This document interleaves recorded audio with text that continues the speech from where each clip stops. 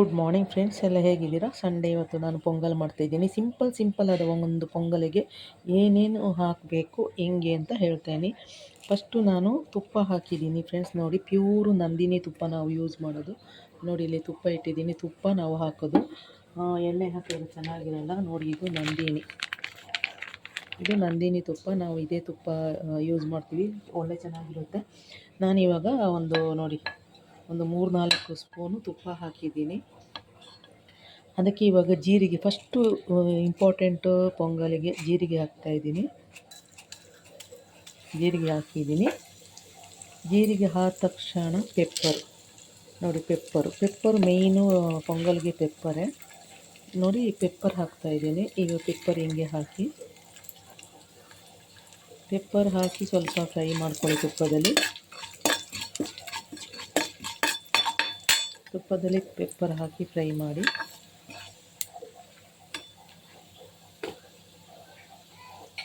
Pepper ಹಾಕಿದ್ಮೇಲೆ ನಿಮಗೆ ಖಾರ ಬೇಕು ಅಂದರೆ, ತುಂಬ ಜನ ಹಾಕಲ್ಲ ಖಾರ. ನನಗೆ ಖಾರ ಇಷ್ಟ, ಅದಕ್ಕೆ 1-2 ಹಸಿಮೆಣಸಿನಕಾಯಿ ಹಾಕ್ತೀನಿ. ನನಗೆ ಸ್ವಲ್ಪ ಕರಿಬೇವು, ಸ್ವಲ್ಪ ಫ್ರೈ ಮಾಡಿ. ಯಾರೆಲ್ಲ ನನ್ನ ಚಾನಲ್ ನೋಡ್ತೀರಾ ಸಬ್ಸ್ಕ್ರೈಬ್ ಮಾಡ್ಕೊಳ್ಳಿ ಫ್ರೆಂಡ್ಸ್. ಆಮೇಲೆ ನೋಡಿ, ನಿಮಗೆ ಗೋಡಂಬಿ ಇಷ್ಟ ಇದ್ದರೆ ಹಾಕ್ಬೋದು, ಇಲ್ಲ ಅಂತ ಅಂದರೆ ಬೇಡ. ನಾನು ಗೋಡಂಬಿ ಹಾಕ್ತೀನಿ. ನೋಡಿ, ಸ್ವಲ್ಪ ಗೋಡಂಬಿ ಹಾಕ್ತೀನಿ.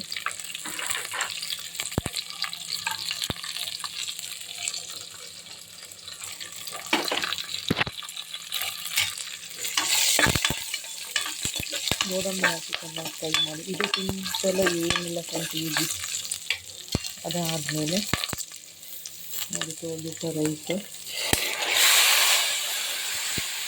ಅಕ್ಕಿ ತೊಳೆದು ನೆನೆಸಿದೆ. ಹೆಸರುಬೇಳೆ 1 ಗ್ಲಾಸು, ಅಕ್ಕಿ 1 ಗ್ಲಾಸು, ಸಮ ಪ್ರಮಾಣ ಇರಬೇಕು. ಹೆಸರುಬೇಳೆ 1 ಲೋಟ ತಗೊಂಡ್ರೆ ಅಕ್ಕಿ 1 ಲೋಟ, ಸಮ ಪ್ರಮಾಣ ಇರಬೇಕು.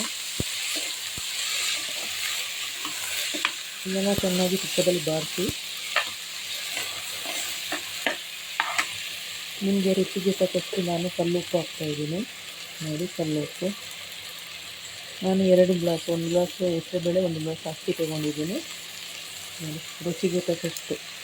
ಆಮೇಲೆ ಕಲರ್ ಬೇಕಲ್ವಾ, ಕಲರ್ ಬೇಕಂದರೆ ಒಂದು ಸ್ವಲ್ಪ ಅರಿಶಿನ, ಕಲರ್ಗೆ ಅರಿಶಿನ ಚೆನ್ನಾಗಿ ಮಿಕ್ಸ್ ಮಾಡಿ. ಇದೇನು ಕಷ್ಟ ಏನಿಲ್ಲ ಫ್ರೆಂಡ್ಸ್, ಸುಲಭ ಈಸಿಯಾಗಿ ಮಾಡ್ಬೋದು, ತುಂಬ ಟೇಸ್ಟ್ ಆಗುತ್ತೆ. ಆದರೆ ತುಪ್ಪದಲ್ಲೇ ಮಾಡಬೇಕು, ಎಣ್ಣೆ ಹಾಕಿದ್ರೆ ರುಚಿ ಬರೋಲ್ಲ. ನೋಡಿ, ಇನ್ನೇನಿಲ್ಲ, ನೀರು ಹಾಕಿ 1 ವಿಜಿಲ್ ಕೂಗಿದ್ರೆ ಆಯಿತು.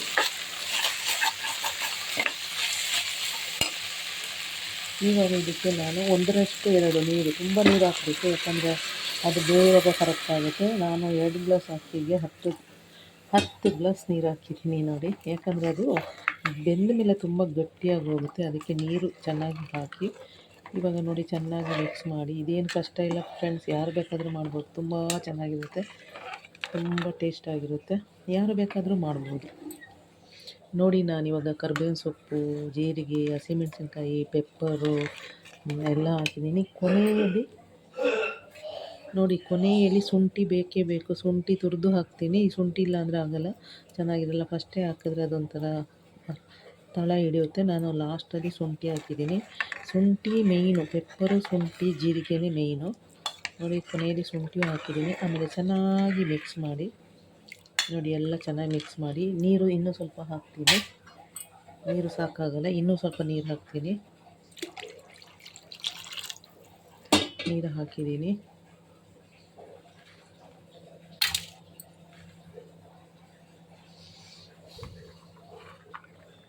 ನೋಡಿ, ನಾನು ಗೋಡಂಬಿ ಹಾಕಿ ಮಾಡೋದು.